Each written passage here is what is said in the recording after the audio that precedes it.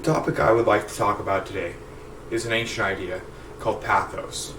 In his book Rhetoric, Aristotle, an ancient Greek philosopher, discusses three different types of persuasion. One which is his concept of pathos. Now, Aristotle would go on to define this as an awakening an emotion in your audience so as to induce them to make your desired judgment, or to use people's emotions to make them see things the way you do. Thousands of years later, this definition still rings true, and the use of pathos is part of our everyday life. When it comes to older concepts such as this one, many people may think that it's just simply obscure philosophy. But pathos is something you'll encounter a lot, especially as you continue your education. In this section, I want to talk about the different ways you may encounter and use pathos effectively.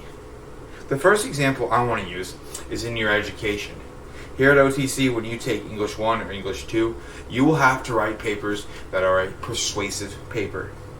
Here, you're going to have an option to use pathos to try to persuade your audience to see things the way you do. So you're going to be making an emotional appeal in your paper to try to persuade your audience. Or maybe you're going to be required to identify which type of persuasion that the author is trying to use. One of these types is going to be pathos. Perhaps it's logos. If you're not aware of what type of persuasive arguments there are, you're not going to be able to do this. The second example of where you may see pathos in action is in politics. Whenever a political candidate or an elected official is giving a speech and they want to persuade their audience, you can almost guarantee that they're going to be using a form of pathos. It's usually determined by the type of subject they're going to be talking about, but when people are using heartstring concepts such as abortion, euthanasia, the death penalty, that is an appeal to your emotions and is a definite form of pathos. Pathos in politics is extremely common, and being able to spot it can help you know when it's being used, and also it's something that if you wanted to go into politics, you would need to be able to use effectively. The third example I have of pathos is in advertising. Recently we had the Super Bowl, which is as much about ads as it is about football, and some people only watch it for the commercials.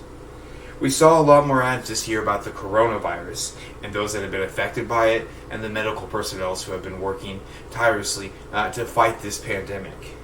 By not just telling us an opinion, but using a topic that we're emotionally invested in, such as the coronavirus, these companies are advertising with pathos. Ads will do this all the time, and it's a very effective way to try to get donations, to sell a product, or to get people to see your view on a certain subject.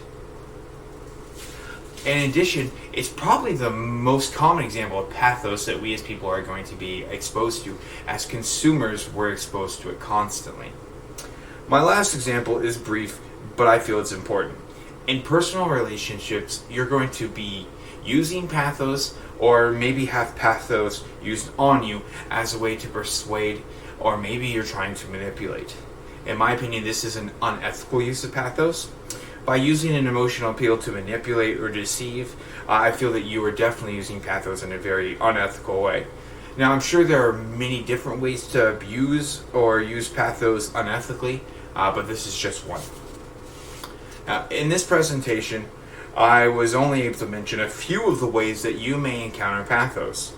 The use of emotion as a way to persuade is extremely effective and an important tool you should know how to use and to identify. By learning about pathos, you can not only identify it, but like I said, use it effectively. So good luck in your future persuasions.